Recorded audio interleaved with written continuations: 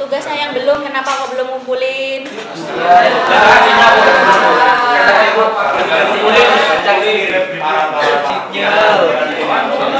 Tinggal skripsinya doang. Parah sih, udah cuma sketsa ya.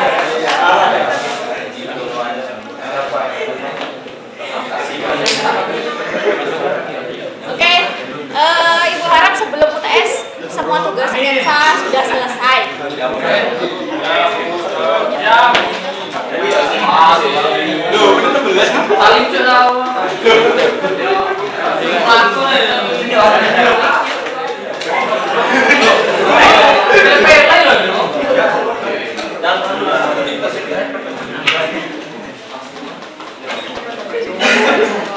Oke, udah. Soalnya setelah UTS nanti banyak tugasnya. Ya. Jadi usahakan yang ini selesai dulu, jangan sampai setelah UTS masih belum selesai ya. Oke. Hari ini kita akan bahas ragam hias campuran sama makna simbolisnya teman-teman. Ini yang akan kalian pakai buat UTS nanti ya. Jadi disimak baik-baik. Oke. Jadi setelah 4 jenis ragam hias yang kita pelajari, nah ini ada yang terakhir namanya ragam hias campuran. Dimana kalau ragam hias campuran dari namanya aja campuran gitu ya, dia lebih dari satu jenis motif, itulah gampangannya. Nah dari 4 ragam hias yang sudah kalian gambar, yang susah yang mana? Figuratif. Semua. Figuratif.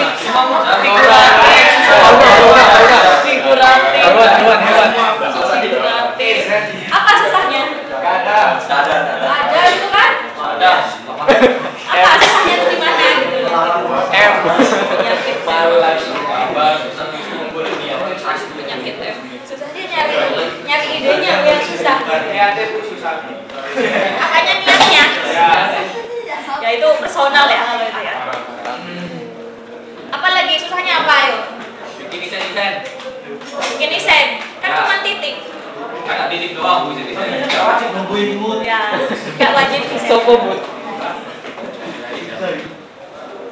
Oke, lanjut ya. Jadi di ragam hias campuran ini nama lainnya ragam hias dekoratif teman-teman. Dimana dia objek jenis yang dipakai itu lebih dari satu. Kalau kemana kita cuma fokus figuratif aja gitu ya. Nah kalau dekoratif ini bisa lebih 2, 3 dan sebagainya gitu ya, bisa lebih banyak biasanya. Nah ini contohnya, kira-kira di sini ada berapa jenis? 2. Apa sama apa? Flora dan fauna. Flora dan fauna. Geometris. Geometris. Ya. Itu di bordernya itu. Bordernya. Itu pakai tepi ya. Ya, jadi pakai pola tepi. Oke, ini ada 3 contoh nanti. Kira-kira ada beberapa motif ragam hias campuran. Jadi sebenarnya di Indonesia tuh mostly udah campuran teman-teman. Udah gak ada yang fokus cuman sama satu jenis aja, tapi kebanyakan sudah di mix gitu ya. Ini contohnya batik buketan Bali. Nah, di sini motif utamanya dia bunga sebenarnya. Nah, kalau kita lihat dari ukurannya, bunganya lebih kecil sama dari daunnya gitu ya. Tapi kenapa malah bunganya ini jadi motif utama gitu. Nah, di sini untuk yang bunga motif buketan Bali ini tidak cuma bunga, kalau kita lihat ada tumbuh hewan lain, ada kupu-kupu, burung. Nah, ini artinya juga termasuk ke batik flora dan fauna. Kelihatan nggak faunanya yang mana? Oh, yang mana? Itu ada burung. Oh, kira walet. Burung walet nggak? Burung layang. Ini ya, kelihatan ya burungnya ya? Pasir. Oh, kupu-kupunya kelihatan nggak? Enggak. Oh, itu. Mirip daun. Yang mana? Mana? Kan itu nunjuk lah. Ayo, mana kupu-kupunya? Kelihatan nggak? Kan karena dari jauh teman-teman nggak kelihatan. Nyerah. Nyerah saya. Semua. Bunga yang ini ya? Oh, itu. Masa sih? Iya. Ada antenanya soalnya. Oh iya. Ya kan ada antenanya. Jadi malah susah gitu identifikasi gitu ya.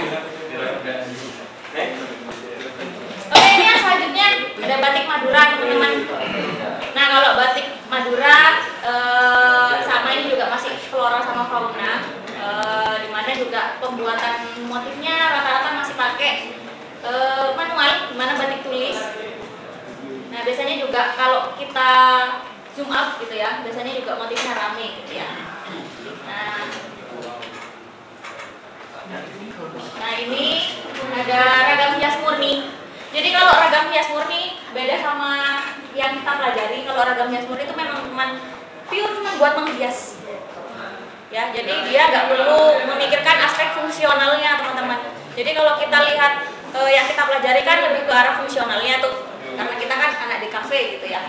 Nah kalau di sini salah satunya ada ragam hias murni yang cuman menambah nilai estetis aja tanpa mempertimbangkan nilai fungsionalnya. Kira-kira pernah lihat di mana? Kalau yang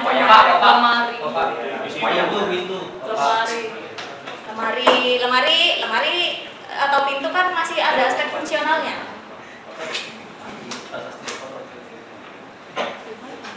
Di mana yuk? Kalau yang melihat yang murni. Apa Rizal? Apa? Ukiran. Ya ukiran apa? Ukirannya di mana? Wayang. Bedakan Di tembok. Kayu. Ya, kalian tuh pernah lihat nggak bundanya itu sebenarnya tidak berguna gitu. Telepon. Yes ya. admin menelpon.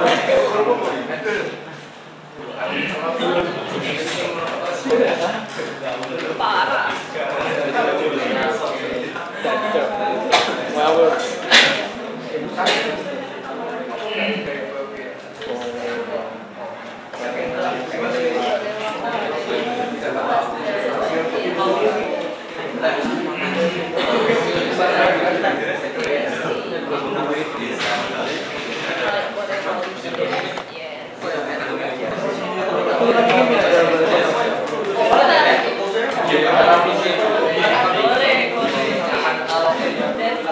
Mana bisa nggak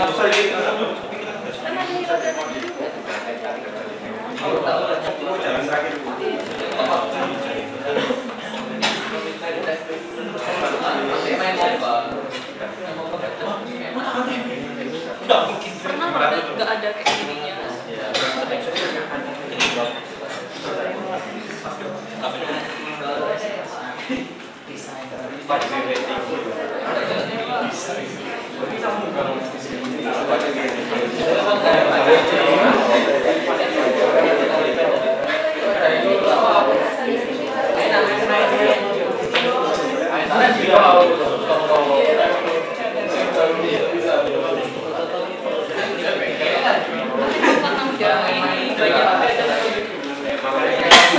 Soalnya kan dikasihnya gitu, jadi apa ini jangan masuk.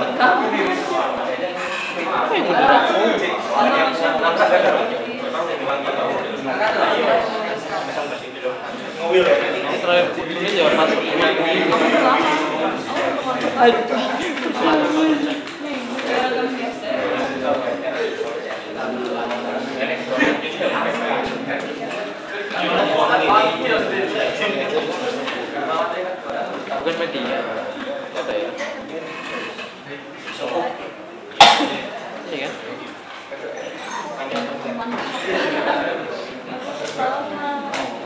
Oke, lanjut.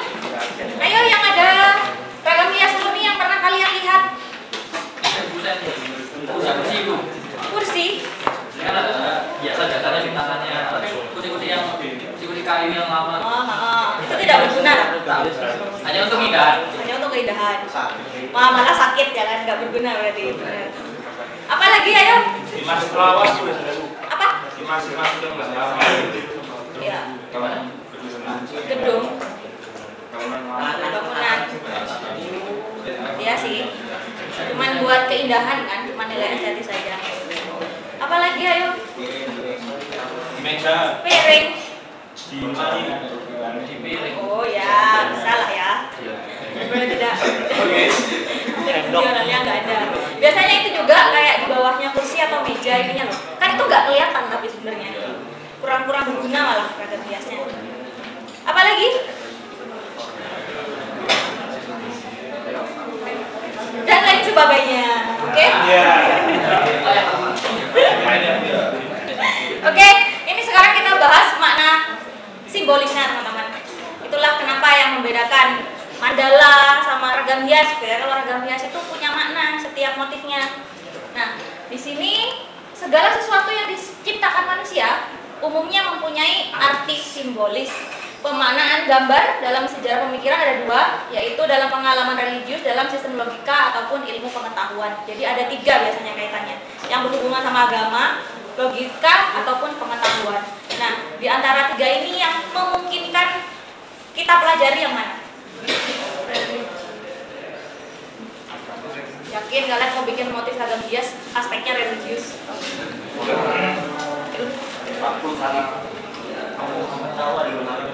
Ya, ilmu pengetahuan udah pasti ya. Nah, kita basisnya data, research gitu kan. Nah, kalau religius nggak apa-apa sih, gitu ya. Cuman kan rada bawa hukum dan lain-lain. Sama logika, teman-teman. Nah, ini udah pasti ya. Kita pasti pakai logika juga. Membuat suatu karya gitu ya. Nah, kalau dalam religius itu gambar dipandang sebagai indrawi atas realitas yang transenden. Lalu kalau gambar memiliki arti sebagai tanda yang abstrak. Nah, jadi kalau di agama mungkin rada agak tinggi gitu ya levelnya. Jadi itu bukan ranahnya kita sebenarnya. Nah, di sini ada tiga.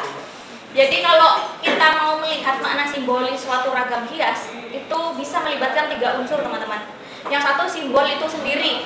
Yang kedua, satu rujukan atau lebih, dan hubungan antara keduanya. Jadi kalau yang pertama, simbol itu sendiri. Misalkan contohnya kalian bikin motif ragam hias berbentuk gajah. Gajah itu asli hewan dari mana? Yang Indonesia dong. Lampung. Ya, bukan daerahnya gitu loh. Itu nggak tanya pulaunya ya kan. Dari Lampung. Nah, kira-kira gajah itu menyimbolkan apa di Lampung? Sarwat. Sarwat. Nah, ini biar paham bedanya poin 1 sama 2 gitu ya. Simbol itu sendiri, jadi memang merepresentasi gajah. Gajah itu hewan yang dilindungi dan ada di Lampung. Nah, itu yang merepresentasikan simbolnya aja. Nah, kalau yang untuk rujukan, nah yang bisa kalian sebutin. Jadi misalkan dia merepresentasikan kebesaran daerah, ya, hal-hal yang lebih luas. Jadi nggak sesuai sama simbolnya gitu. Paham nggak? Nah, kalau yang ketiga mungkin mix, ada dua-duanya. Jadi secara simbolnya sama secara rujukannya gitu. Jadi memang benar-benar yang sesuai dari dua hal tersebut gitu ya. Ingat ya, ada 3 ya pokoknya ya. Jadi ini yang bisa kalian pakai nanti buat tugas kalian. Nah, untuk makna budaya ini diciptakan dengan menggunakan simbol. Maka dari itu kebudayaannya berbentuk simbol, hanya masyarakat daerah yang dapat mengetahuinya maupun artinya. Nah, contoh lagi di Malang kan ada topeng Malang tuh. Nah, mau topeng Malang tuh menyimbolkan apa sih? Menyimbolkan Malang, Bu. Ya. Ya enggak? Nah, itu masuk mana simbolis ya? Yang 1, 2 atau 3 ya? 1, ya kan? Terus kira-kira kalau rujukannya topeng Malang, satu contoh topeng Malang ada apa aja?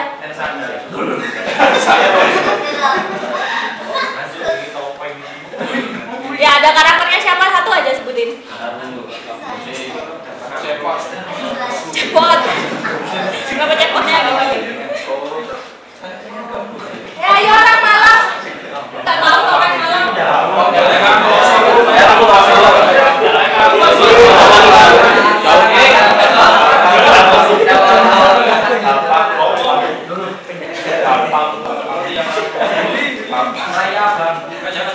Ya, siapa ayo salah satu tokohnya?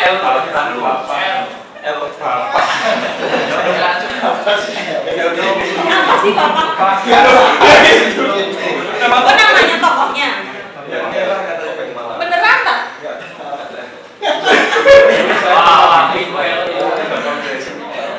Bapak? Jadi tadi nggak ada dia tokoh apa?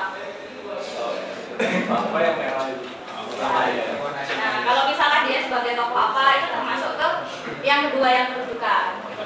Karakter dia itu sebagai apa di sana? Paham ya? Insya Allah. Ya, ayo Jan. Motif ini masuk ke yang simbolis nomor berapa? Nomor 2. Kenapa kok nomor 2 ya? Karena motif apa? Karnivor.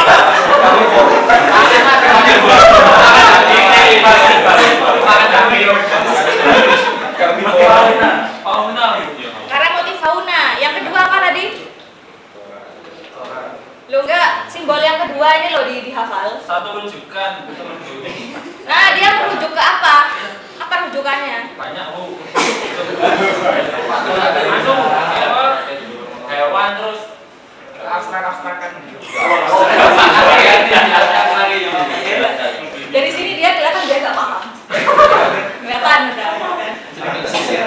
Cepat dulu jelasnya. Oh, terlalu cepat. Oke, coba dibaca aja yang keras. Makna simbolis hias. Motif ini berisikan gambar ikan dan udang yang merupakan beberapa contoh hasil laut dari para nelayan di Bali.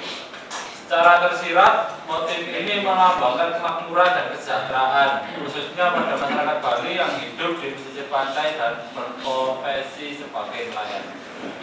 Oke, buat yang paham ini ada berapa makna simbolis di sini?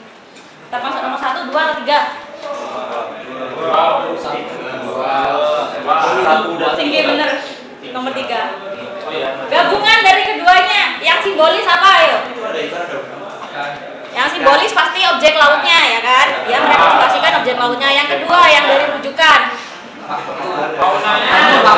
Artinya kemakmuran dan kesejahteraan. Nah ini maksudnya yang rujukan itu kita nggak berhubungan langsung gitu loh sama objek simbolisnya.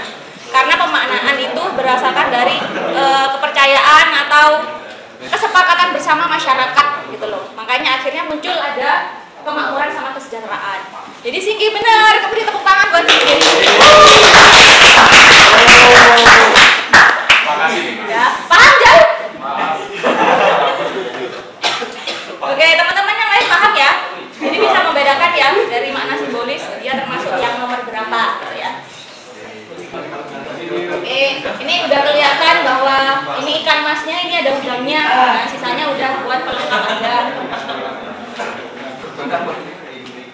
Oke, ini ada dua contoh yang kedua, teman-teman. Ada yang bisa berpendapat nggak? Ini termasuk mana simbolis yang mana?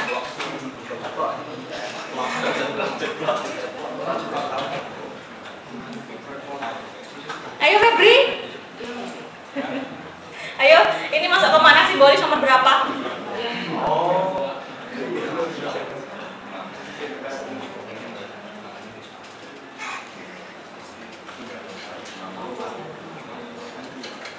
Ayo dibaca sih yang keras biar paham. Motif Bali menggambarkan kaki dan keterangan hidup. Namanya yang menggunakan motif tersebut hidup secara teratur dan juga berhubungan erat dengan kehidupan manusia dan alam semesta. Oke, dia termasuk kemana simbolis yang mana?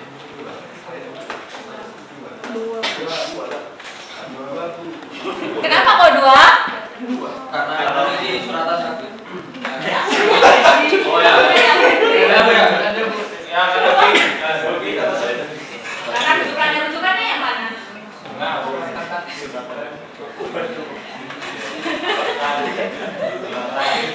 Oke, bener ya? Ini pakai mana simbolis ya?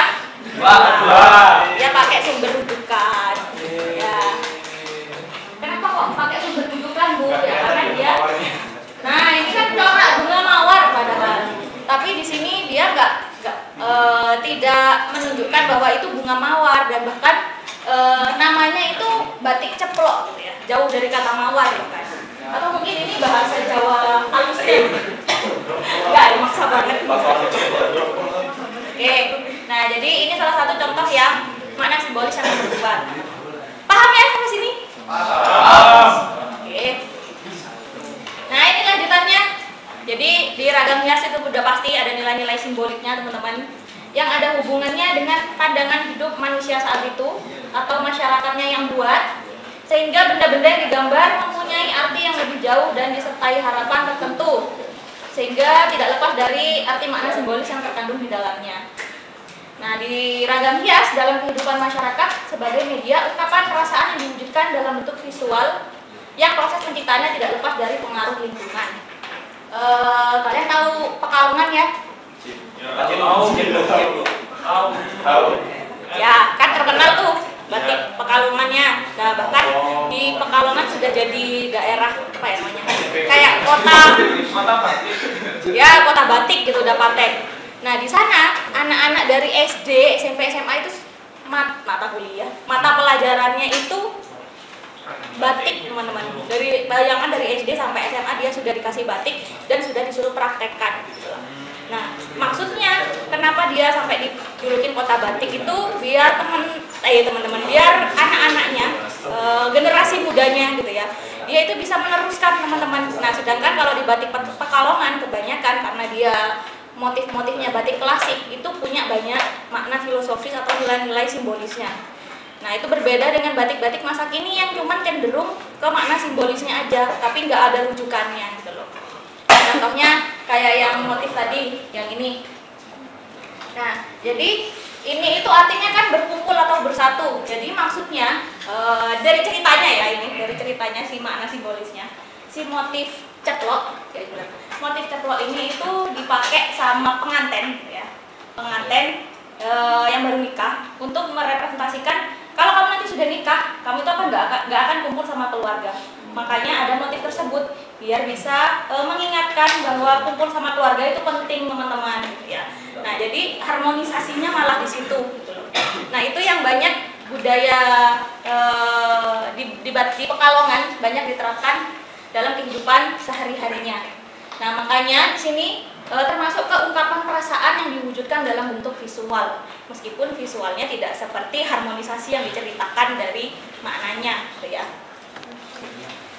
Nah, ragam hias ditunjukkan sebagai pelengkap rasa estetika. Biasanya dalam ragam hias terdapat pula makna simbolis tertentu. Itulah kenapa makna simbolis itu dipengaruhi oleh lingkungan, oleh si penciptanya, ya, pengrajinnya atau desainernya, gitu. Ini kesimpulannya. Jadi gampangnya itu makna simbolis gitu ya. Makna simbolis itu salah satu makna yang ada dalam motif ragam hias yang dipengaruhi oleh lingkungan hidup, pandangan hidup sebagai visualisasi kondisi masyarakat pada saat itu. Nah, kebanyakan kalau kita lihat motif-motif yang klasik itu kayak tadi yang contohnya ada harmonisasi, kebersamaan dan lain-lain, itu sudah mulai tenggelam di masa kini. Di mana masa kini itu lebih ke simbolis aja. Jadi yang merepresentasikan tadi ikan sama udang karena dia lingkungannya maritim, kayak gitu. Cuman hal-hal yang seperti itu. Oke, any question? Apa Jan?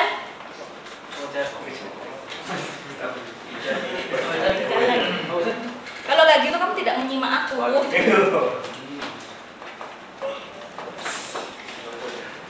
Oke, ada yang ditanyakan nggak? Susah nggak makna itu? Susah. Gampang katanya sih Jan.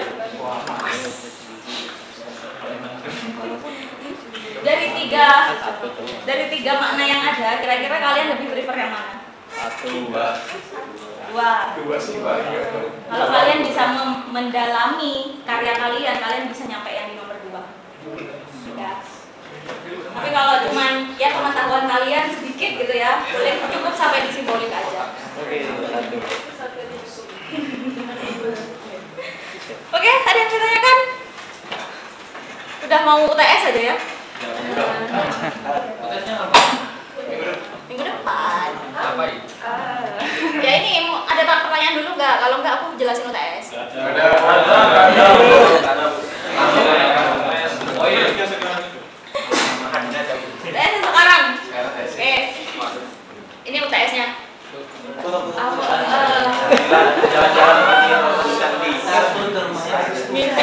Ngapain ke rumahku? Oke. Silakan jalan-jalan teman-teman. Pilih mau candian mana yang nanti ya. Satu aja. Satu Nah, campur. ntar ibu jelasin dulu. Jadi setelah kalian jalan-jalan, jangan lupa foto motif logam hias yang menurut kamu menarik di candi tersebut.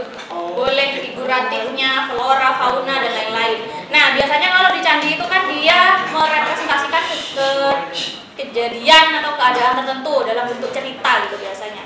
Nah, itu yang kalian analisis teman-teman motifnya. Nah, sebut dan jelaskan bentuk atau struktur motif tersebut. Nah, misalkan jenisnya figuratif, strukturnya, motifnya itu, yang motif utama itu bentuknya apa, motif pendukungnya yang mana gitu ya, dibikin detail gitu. Deskripsikan secara objektif maupun subjektif. Kalau objektif sudah pasti, objeknya yang kalian lihat, subjektif itu nanti menurut pendapat kalian juga. Berikan makna motif apabila ada studi literasinya. Jadi karena kita ke candi pasti sudah banyak ya, sudah ada studi literasinya. Nanti sisanya boleh kalian wawancara, kayak nanti kan di situ pasti ada orang yang jaga, bisa tanya-tanya ke omnya di sana gitu ya.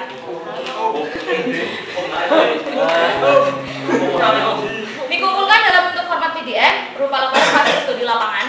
Nah, nanti taruh di bagiannya UTS sendiri. Masing-masing candi mendeskripsikan, kembali ini. Pokoknya kalian tugasnya sampai 10 motif gitu lah. Boleh dari beberapa candi gitu loh. Ya pokoknya 10. Campur berarti candi. Pilih salah 2 di antara candi berikut. Nah, karena case yang kemarin itu kita ke candi Jago sama apa satunya itu? Yang searah itu. Ya itulah. Itu kan jauh gitu ya. Jadi ibu pengennya kita cari candi yang lebih dekat aja. Makanya pilihannya tuh ada Candi Barit sama Candi Singosari. Kalau misalnya candi yang di Singosari, apa di Sogor itu candi dekat. Itu candi buatan kan? Kalau candi buatan gak ada sejarahnya candi buatan itu. Kita cari yang orisinil. Oke? Oke, jadi pengalamannya kemarin satu candi itu kurang teman-teman. Sebenarnya cukup sih kalau kalian bisa menganalisis semuanya 10 motif. Cuman makanya ibu kasih opsi kedua candi lah paling enggak. Biar berbeda juga karena kan masing-masing anak juga nanti menganalisa sendiri-sendiri. Terus ada opsi lagi di sini Museum Purwo. Ada yang pernah ke sana? Belum. Yang di sini? Kan di Suhat sini kok. Nah, itu ibu lihat banyak figuratifnya teman-teman. Dan itu kayak sudah ada penjelasannya gitu loh. Itu lebih mudah malah buat kalian. Makanya paling nggak kalian satu ke candi satu, ke museum satu. Oke? Apa? Sama di satu candi doang udah dapat 10 motif berarti? Nggak apa-apa. Bebas.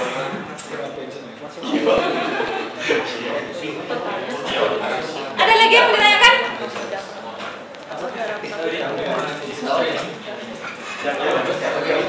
Pertanyaannya adalah mau ke sana bareng-bareng atau sendiri-sendiri? Bareng.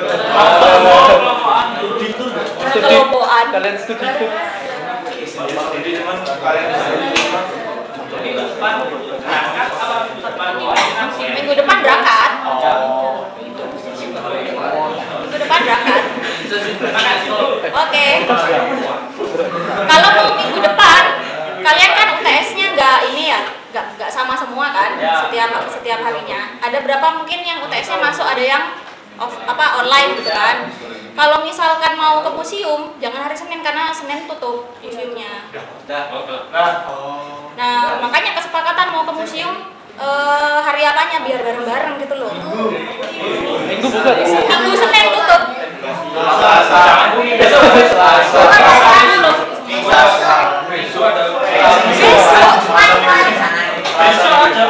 Sabtu, Senin, Selasa.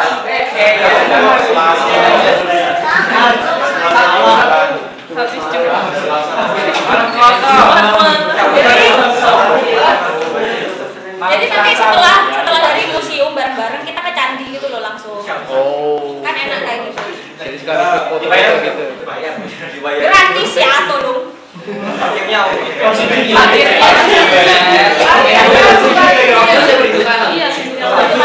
Mau tak bayarin parkir apa tak bawain konsumsi? Oh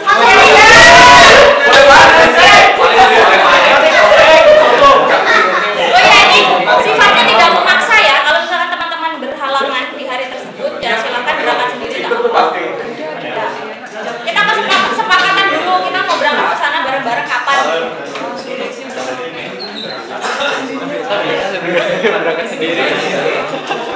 gitu, kelompok-kelompokan kalian. Gimana lagi? Ya kan hari Sabtu tapi ada ospek. Ya jangan hari Sabtu. Sabtu itu juga Selasa minggu depan ada yang kuliah nggak? Ada. Maksudnya TS-nya itu ke kampus gitu loh. Kurang tahu. PKS belum dikatakan. Belum ada yang PKS. Kalau enggak kita berangkat jam istirahat gitu loh. Nanti sampai sore kan enak sampai Candi udah kita nyampe. Sore. Kan di museum juga nggak lama-lama banget lah, paling ke setengah jam 1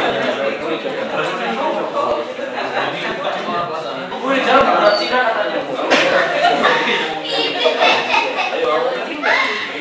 Oh iya, Candi Badut ini yang daerah Mancung itu ya? Ada yang pernah ke Candi Badut nggak?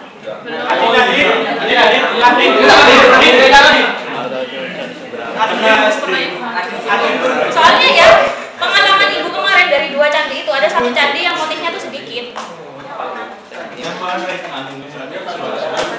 Aduh, aku lupa namanya candi yang mana itu. Yang satu motifnya banyak tapi kita nggak boleh naik. Ya, ada yang terbang.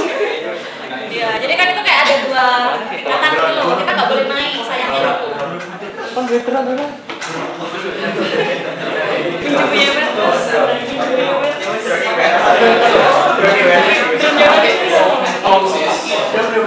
Gimana teman-teman?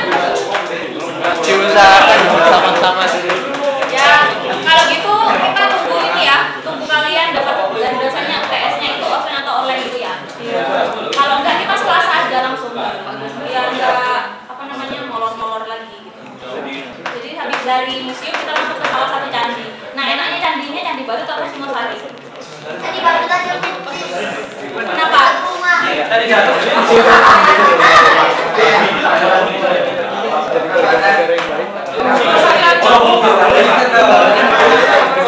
Itu kayaknya yang lebih dekat, jadi kalian nggak usah.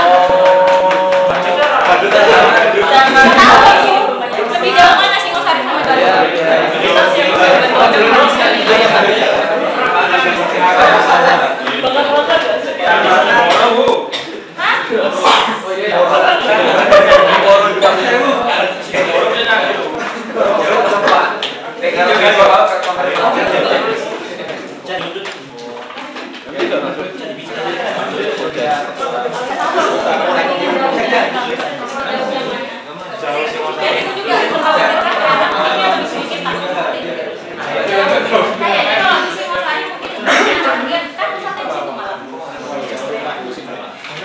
Nggak usah ngomong.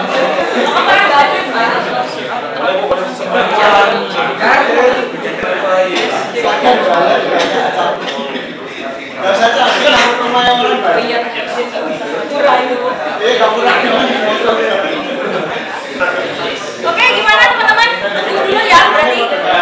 Pokoknya yang pasti kita harus ke museum, itu sudah lebih gampang di museum. Ya. Yang pertama ke museum, sisanya ke candi ini pilih aja nanti mau ke candi yang mana. Sama nentuin harinya aja. Ya. Oke, ini contohnya. Biar nanti tidak bingung, tidak bertanya. Ya.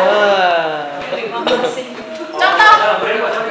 Misalkan nih, kalian mau ke candi, nemu satu motif yang menurut kalian itu menarik. Nah, ini contohnya yang ibu potret di Candi Prambanan, teman-teman. Nah, ini motifnya kira-kira ada motif apa ini? Pohon. Ini ada motif flora, ada fauna gitu ya di sini.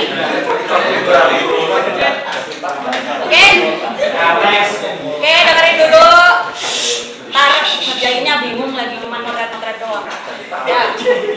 Kan tadi ibu bilang boleh studi literasi juga, sama boleh pendapat kalian masukin. Nah, misalkan di sini hasil studi literasinya ternyata ini motif kalpataru. Lalu ada motif pendukungnya yaitu burung surga namanya, dan burung surga ini. Lalu ada hiasannya, kalau kalian zoom di sini ada hiasannya, bentuknya ukel-ukel dan lain sebagainya. Semakin detail analisis kalian semakin bagus, teman-teman. Nah, terus di sini kalian tambahin dari hasil literasinya, studi literasinya, ternyata burung surga itu ada 2 posisinya yang berbeda atau bahkan ada 4 di sini burungnya gitu ya.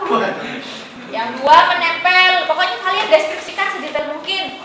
Jadi yang satu burungnya ada di sini, satunya ke sana gitu ya. Nah, wes gitu. Pokoknya kalian lihat, kalian deskripsikan. Lalu terdapat motif tepi. Nah, ini ada motif tepinya, teman-teman. Nah, atas sama bawah ini ada motif tepinya. Nah, di sini berupa potongan bunga. Jadi misalkan kalian nggak tahu itu motif apa, wes secara subjektif aja. Gitu ya. Nah, di sini ada makna simbolisnya yang terakhir. Nah, makna simbolisnya itu tadi yang Ibu ajarin ada 3. Dia termasuk ke yang mana? Misal di sini ternyata Kalpataru merupakan gambaran atas kebahagiaan. Nah, ini udah pasti yang kedua.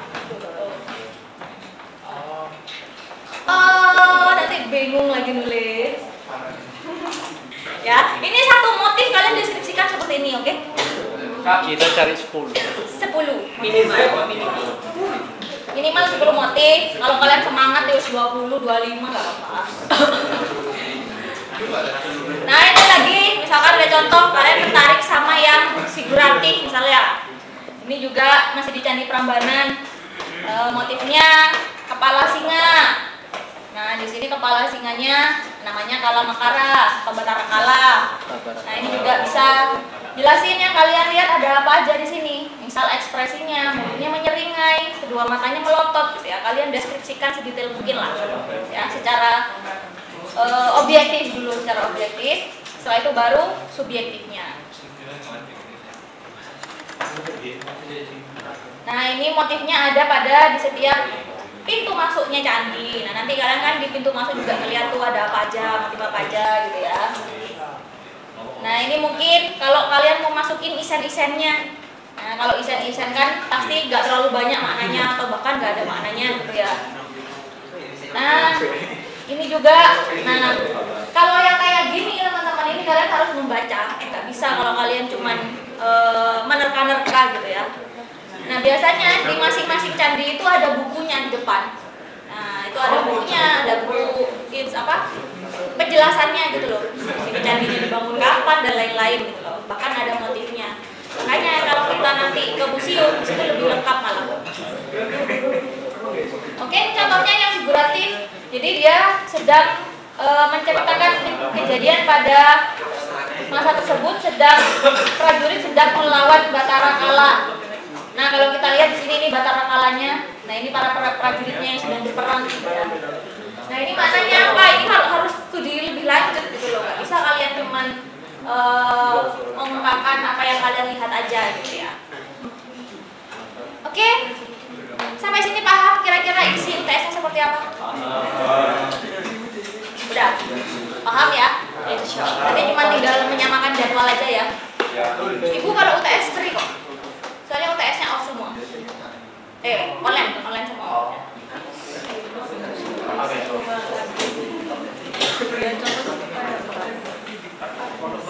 Ada yang ditanyakan? Apa? Gak apa-apa, ayo. Kenapa kamu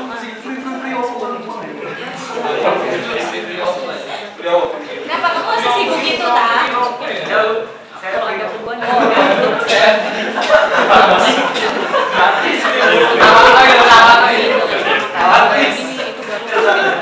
Makanya kamu free kan? Makanya ibu ajak jalan-jalan ke candi.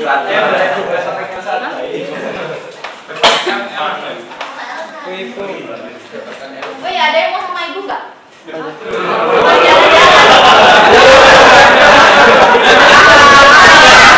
Selesai banget, selesai ya.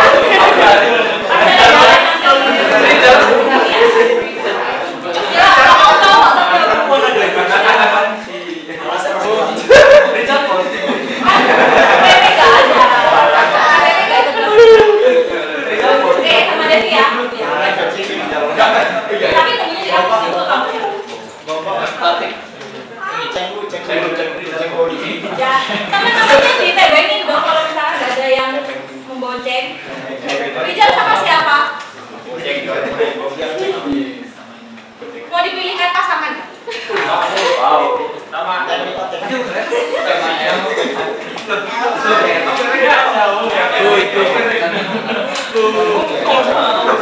Oke? Pengennya Selasa ya?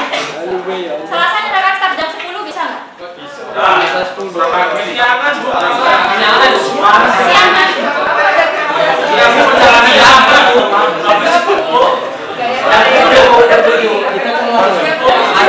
Jam berapa? Tapi kelas dulu.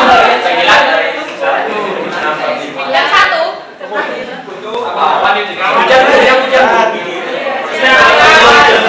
Ya, antisipasi biar nggak hujan. Jam 9.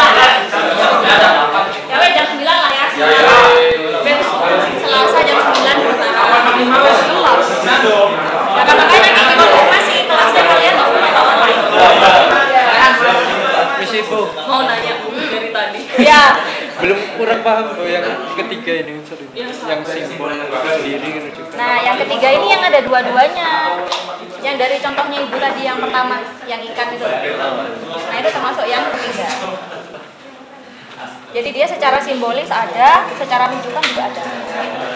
Campuran pokoknya yang ketiga itu. Campuran dari dua yang di atas.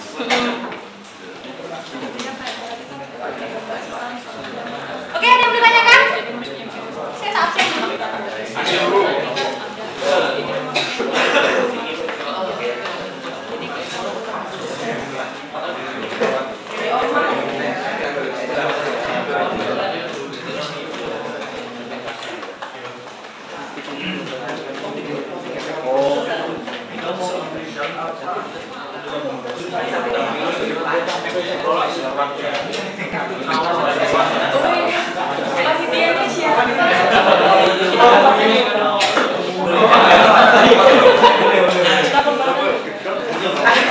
Ini satu ya.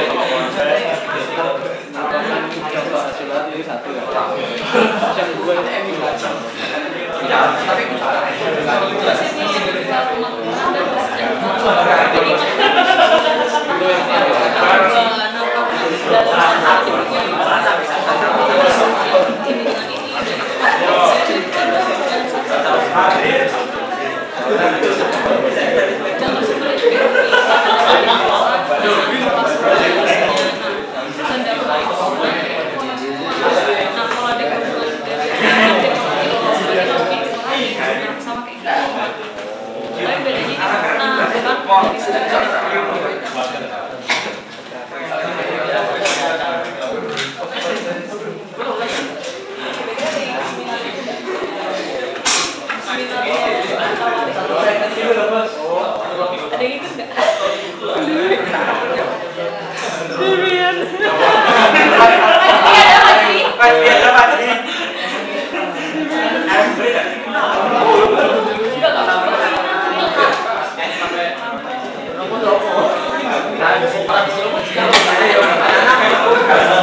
Jerry ada Jerry?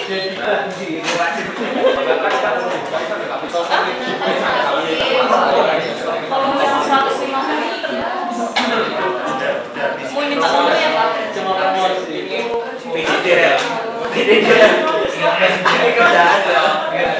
Kan masih Aku jalur PDF Enggak jadi dulu zaman. Alfia ada? kopi anu neto. Bayar 50.000. Kamu kalau nggak datang rugi loh. Kan tanggal 10 kita kan tanggal Dokumen.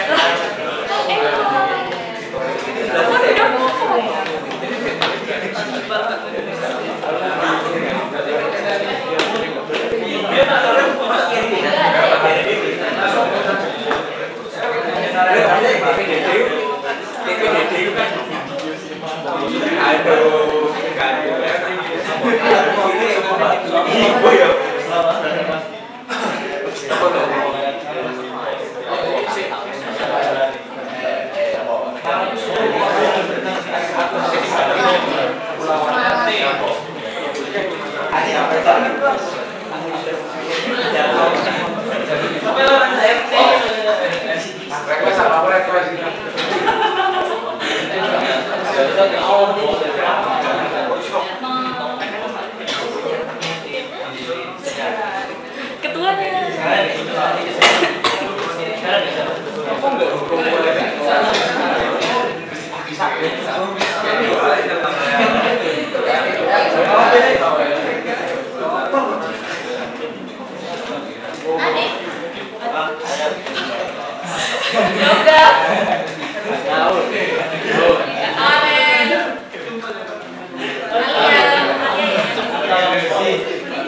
Mau nggak? Kasih aja tuh. Nah, itu kayu pasti.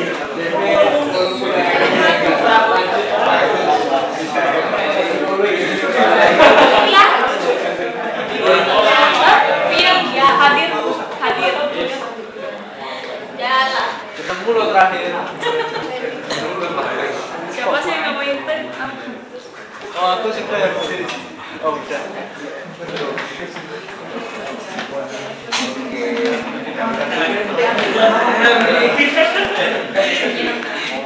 Dua